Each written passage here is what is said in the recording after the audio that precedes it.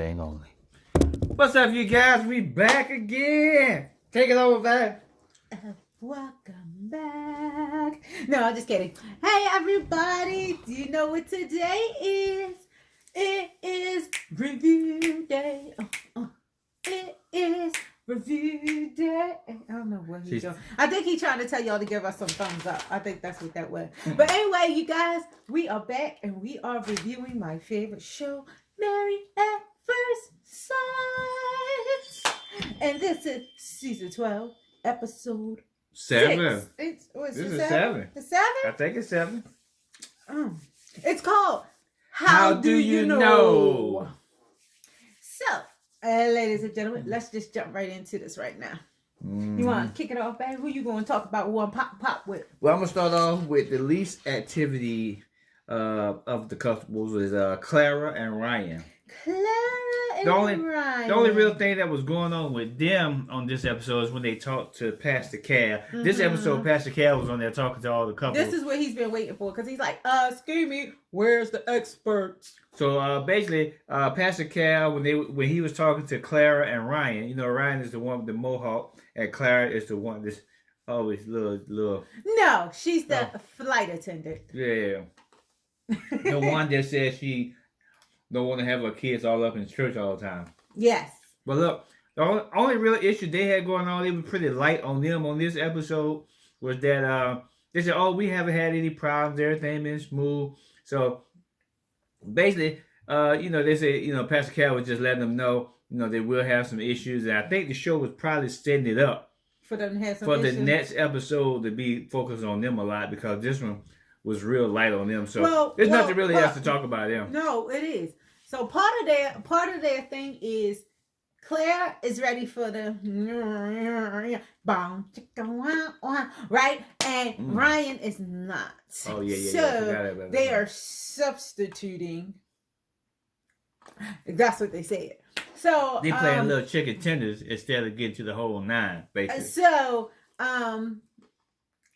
Ryan thing is he didn't want to jump right into it because he's so busy trying to focus on growing the relationship. But my girl Claire is like, how long we gonna have to wait for this? So yeah, that was one of their things. They don't have no issues that it kind of looked like they were gonna have so far. They seem to be very touchy-feely. They get along. So again, I guess overall synopsis is still, when the religious and the kids get involved, is probably when they're going to experience their most problems. Next couple up. Virginia and Eric.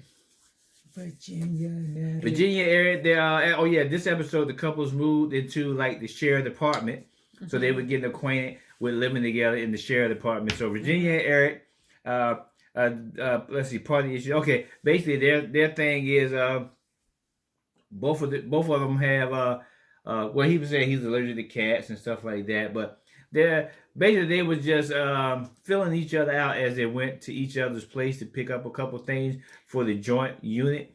They were just really discussing potential issues. Yes, it wasn't really no conflict with them at all yet. Well, I think Virginia. My personal opinion is, I think Virginia is looking for it. Like she's put in her mind some set things about him. Like she feels like Eric is overprotective. She feels like he's like, I guess, bossy and in charge. So anytime she can, and whatever he says, she points that out. So like he wanted her to text him when she got to her friend's house or whatever. And she was like, I don't feel like I should have to do that. And then when they was talking to Pastor Cal, she was saying how she likes to get sloppy drunk and pass out on her best friend's couch, and they're both guys within a block of each other. And Eric was just like, no. And Pastor Cal was like, hello? I'm a husband, and that ain't how it goes. What if somebody takes advantage of you? And which is the same thing that Eric was saying. So her face was just like, he took his side, I don't know. Like, for somebody who was so, when she did her interviews, if you guys go back and look at the interviews, she talked about how she was mature for her age and how she was so ready to get married. But the reality of it is, this girl just wants to be a lush. She just wants to party, drink it up, and I guess just be able to say she got somebody to come home to. Mm. If she felt that way about these wonderful best friends, why didn't she marry one of them? Yeah. And so I think their issues, like I say, they were pretty much like too, but their issues are going to come when the dynamics of him going to work, and if she going to be able to tone down her party. Well, so no, they that's when their actually issues think going to that kick in. him working a couple of days in a row, they said it's probably a good thing because she told him she needs her space. Yeah, so we'll see how that's going to go. We're going to see how that goes. Next couple up, Brianna and Vincent. Brianna and Vincent. I need to start rating these guys. Who's my favorite couple? Because I gotta tell y'all. We got that poll. Don't forget, we got the poll on the community tab. So who is your favorite couple? Like now that y'all starting to see this unfold, like Brianna and Vincent is definitely still my favorite couple. I think they're still at a 90% chance of surviving. What they had going on was his attitude is starting to come out. Well, you guys, what was funny is if y'all remember at the beginning, the first show, his family mentioned to Brianna that he has a bad attitude. Mm-hmm. And when she said it, he was like, huh? Like he was appalled. Why would she say such a thing? But you guys, dun, dun, dun, it showed out this episode. How you think it's going to play out? Because you got somebody that loves bossing being in charge and mm-hmm. somebody that don't take well to being told what to do all the time. But I think it's two different things happening though. Now her being bossy is not right. But this episode, I don't think it was about her being bossy, because when she was being bossy before and he pulled her to the side and told her, she checked herself. She said, she's like, I don't never want to hurt his feelings. I like him. I want to get this right. This episode, though, seemed more on Vincent's side. Like, I feel like he had some pre-issues with some females before, whether it was an old girlfriend or siblings or whoever who talked to him as if he wasn't intelligent. And so she had made a comment, like they were unpacking after they moved into the house. He spilled some drink on the floor or whatever. And she goes, "That's so Vincent of you." And she was like chuckling. And he took that to heart. He was like, "What does that mean?" Now I actually would have took that on the slide tip too, because it's like if I spill something, oh, that's so James of you. That's implying that I'm always spilling stuff. Now I would have took it the same way. Well, I would have, probably wouldn't have said nothing, but I would have took a note of it in my mind. Oh, that's very James of you. So what you saying? I'm dropping stuff. Well, it's not even the fact I would have took it that way too. It's not even the fact that he said anything. The fact is, he got so mad he packed up his stuff and he left. Yeah. Like that's too far. And she didn't genuinely know what he was talking about. Like they was just chit-chatting going on and on, and she said she realized the atmosphere had changed. Maybe they gave some extra money for that. So she didn't know what she had did to trigger him, so she was kind of trying to talk to him about it, and he was like, "You're gonna respect me," and she's like, "Well, what did I say?" And in that moment, instead of him just saying to her, "Hey, you made that comment, that wasn't cool," homeboy packed the stuff up and left. Now somebody that's strong like her is gonna take that and say, "Well, wait a minute, I don't know if I want to deal with this." Well, no, she was. I don't think she's gonna give up right away, because if they keep happening. Maybe, but not right away, because they both are really into each other and feel like they can. Yeah. Like for her, that come to an end. The honeymoon comes to an end. She's happy with knowing that he's a very kind-hearted person, and she's also been saying that she didn't want to meet his monster. That's what we'll call it. You know how everybody has a good sweet side, they're a good angel, and then they're a bad angel. She did not want to meet his bad angel. So, she's trying to figure that out. And I think they need to have more of a conversation with Pastor Cal about that, because I think that was kind of unnecessary of him to make it so extreme. Yeah. But they did, when they was talking to Pastor Cal, he did mention a couple of, his conversation issues with her. And they both mentioned that they were trying to stay in the honeymoon stage of not being upset with each other. And then that night he walks out. So you guys, pray for my favorite couple, okay? So the problems are developing for them. Next up, We got Haley and Jacob. So they were the second to the worst troublesome of the night. And what's funny is they're usually more towards the second to the third. No, but I've been saying issues. I could tell the way that Haley looks at Jacob. She doesn't really find him attractive. She's not really feeling him. Right. She like it's almost like she's forcing herself to make it work. But she not feeling him. It's like one of them things where she's looking for like love at first sight, and soon and boom boom, and she didn't get that. So she's trying to force herself. It's almost like an arranged marriage, which it pretty much is. Yeah. That she's trying to make it work, but she don't genuinely feel attracted to him. Well, that's why they haven't even gotten close to what he was saying about being intimate. Yeah. She's not feeling them. I can agree with that. But at the same time, I think people have said this 100 times over. And that is that attraction can grow. Secondly, also, people don't realize love at first sight is not always a real thing. Love can grow also. So if Married at First Sight. Married at First Sight. It's the first name of the show. Married at First Sight. It's different from Love at First Sight. Yeah. You're not going to always get... it's very seldom that you can meet a couple and they say, "Oh, when I seen him or her, that was it." That doesn't always happen. Sometimes people annoy the heck out of each other, and then they realize, you know what, your annoyances is kind of cute. We could deal with this. Now I'm not gonna write them off only because I ain't writing them off because we got the example of the other couple, the guy with the mole on his nose, and we thought that they weren't going. She wasn't Doug feeling. And and they got 2 kids now. Yeah, Doug so they started off the same type of way where it didn't seem like she was feeling them. Oh no, she was awful. Yeah, when she fell out on the floor crying, she was awful. So she didn't want him to touch her. So if they can work out, then they can work out. I said that. I do believe Jacob and Haley can work. I think that. Jacob, we forgot though. Jacob 80s.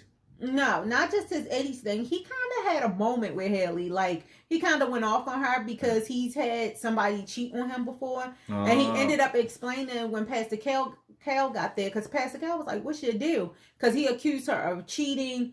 And it was something else he said to her. And she didn't like it. But when downstairs, where he said, me and the girls get ready to get together downstairs. Liar. He called her a liar. And she didn't like that. So... Pastor Cal asked him what was the issue, and he said that, basically he ended up being some woman's side dude. And he was the side dude. He was the 1 o'clock in the morning banger. So he was like, her behavior, was making him a little uncomfortable. But he totally apologized. He manned up and he apologized, and she appreciated that. He was the after Wendy's chocolate shake snack at 2 a.m. Yep. I don't know about none of that. We ready to get to the main event? No. And he said that he called Haley. He told Haley she was high strung. He said, "I told him I can't deal with nobody like that." She was so bad. But I think I like them together. I like them together if they can make it.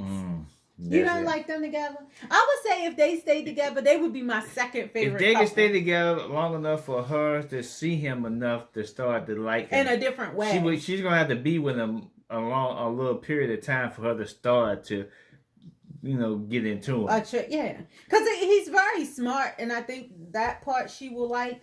I think she just, and Pastor Cal did have a conversation with him about being open to letting her dress him a little or change his trend a little, and he was down. He's very ready to commit. I don't think he doesn't have the commitment issue. Like if they don't work, it will be on Haley though.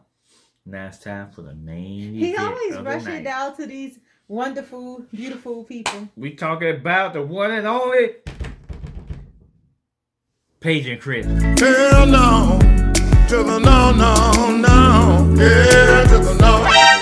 Paige and Chris, the main This event. is his favorite couple. This is like the championship fight where you got the undercard, all the undercards fight, and now we go.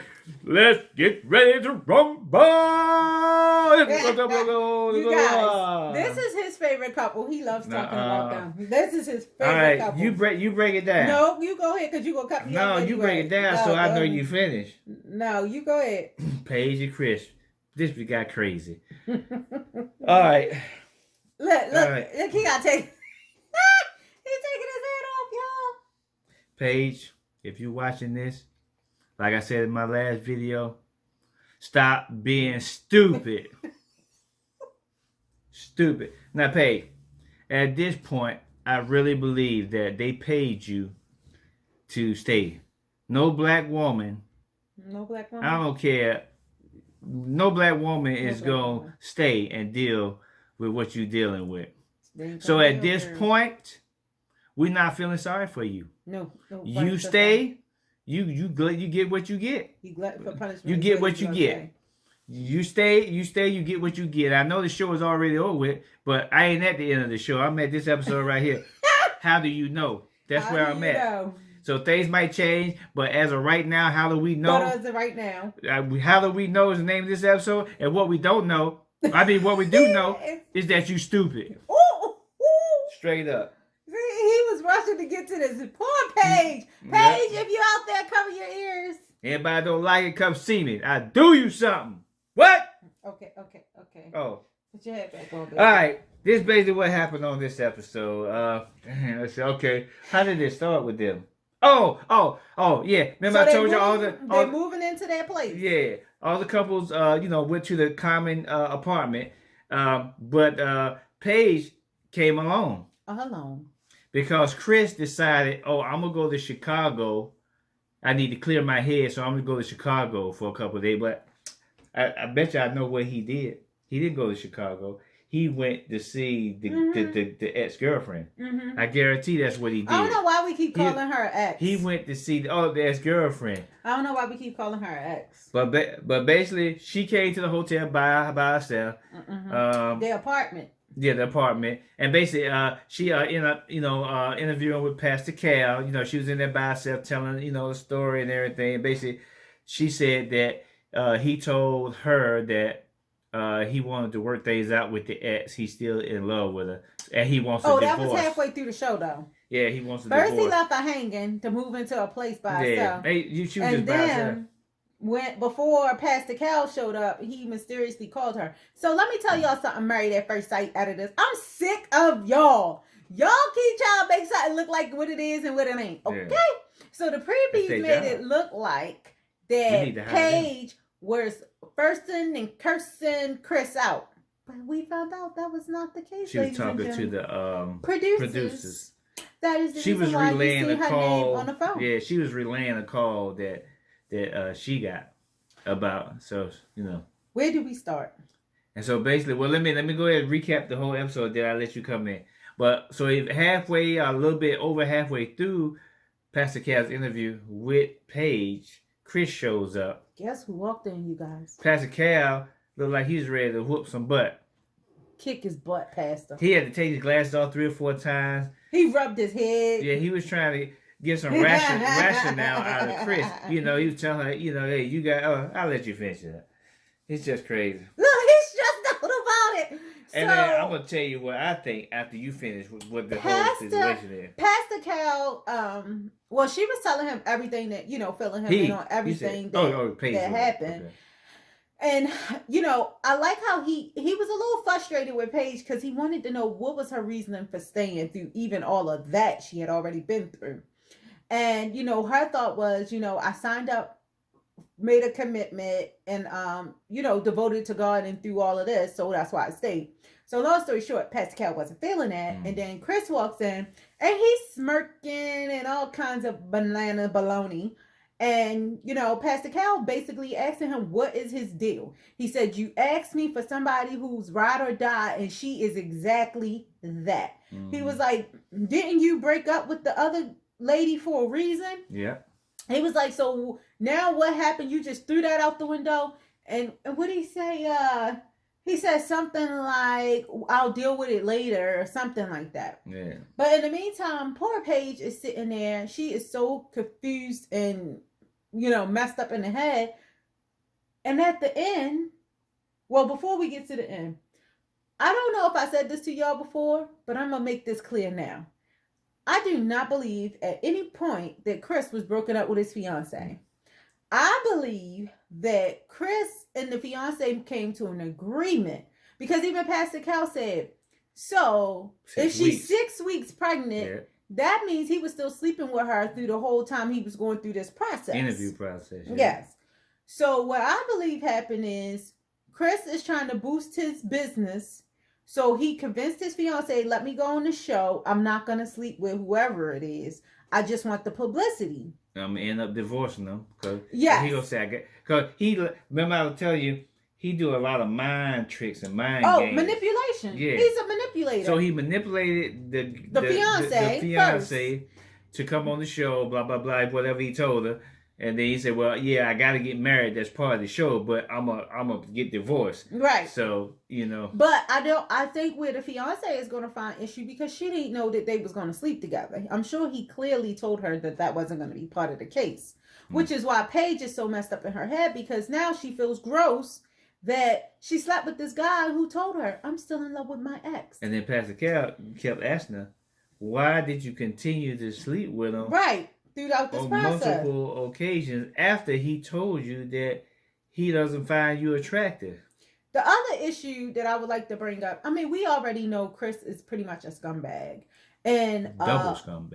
And an a-hole. Okay? Double Seriously. A-hole. Those are the titles that I associate with him.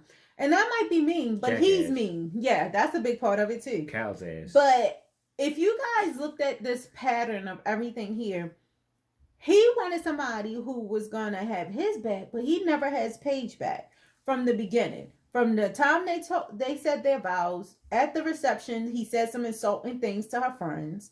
Then, when the day after, when he was supposed to meet with her family, if y'all notice, he was the only one who did not show up for the family meetings. Mm-hmm. Then they get back.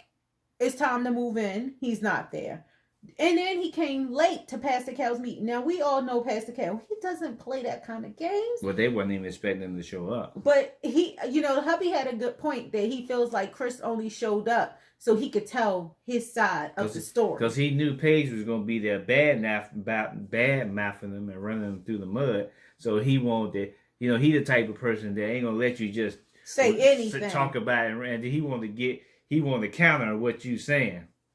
So he showed up, but he didn't really say too much. Oh, he already knew he was wrong. Paige admitted that they had unprotected sex all of this time. Yeah.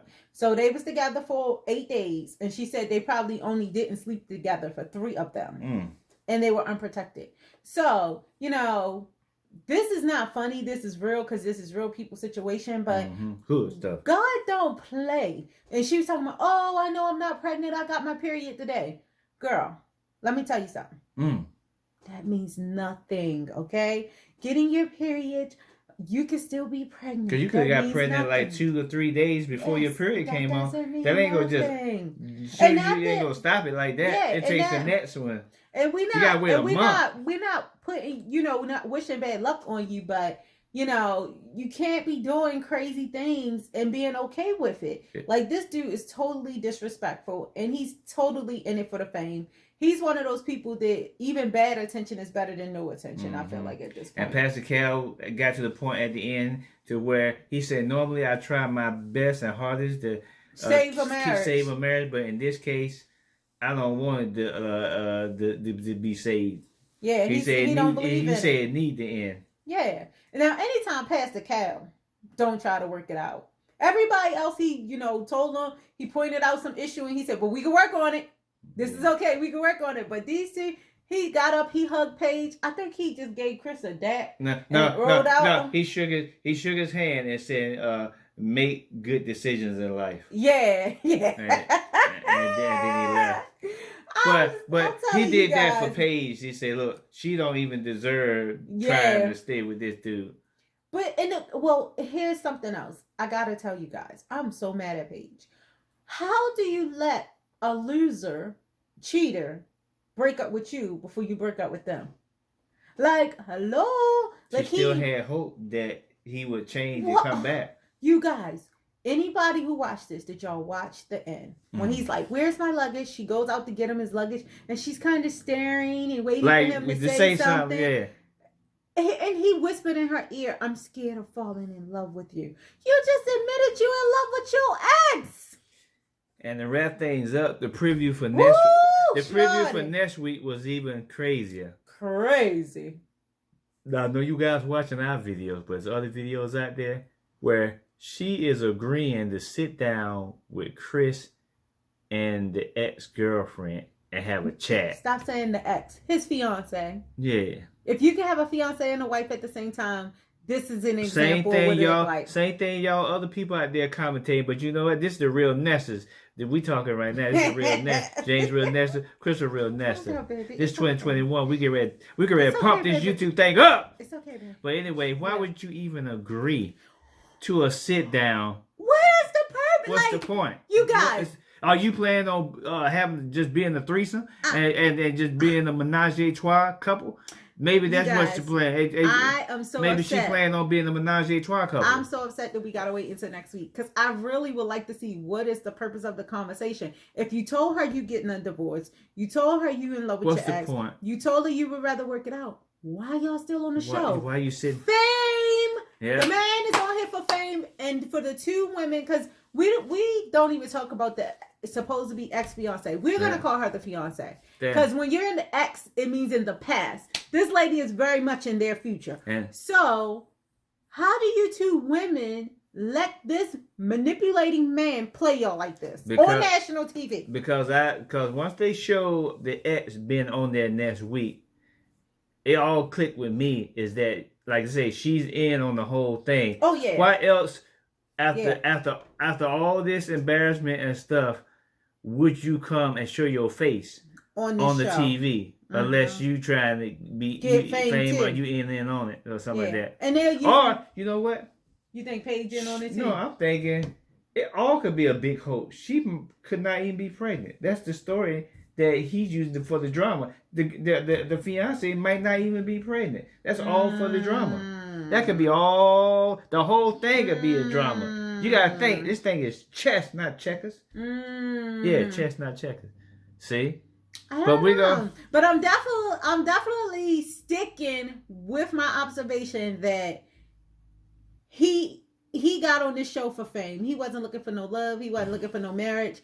Paige, you need to run. We cannot even tell you anymore. Run and stop playing with these people. Make sure you guys go to the community poll because you can change your answer. So your answer that was last week can change from this week. So we can actually see as y'all vote on the community tab. It's the pinned post. Which one is your favorite couple? So just vote as the weeks go by. Which one is your favorite couple? And then we'll see how it changes. Also leave a comment too, so we can respond back to you. We look at all the comments. All right, you guys, we're gonna try and see. We're not gonna make no promises, but we're gonna try to see if we can go live for the next one. Don't listen to It's a lot going on in this world. We busy people. We real nesters. People want autographs and all kinds of stuff all over the place. So we're gonna try to go live. If we go live, it's to be on our community board. So we're going to wrap this up right now, you guys. We're going to let the lovely Crystal Real Nester take us out. I always like that. Thank you, everybody, for spending quality time with us. Don't forget to give this video some thumbs up. Don't forget to comment down below. Don't forget to hit that little bell so y'all can know when we post it. And we'll see you on the next video. Peace.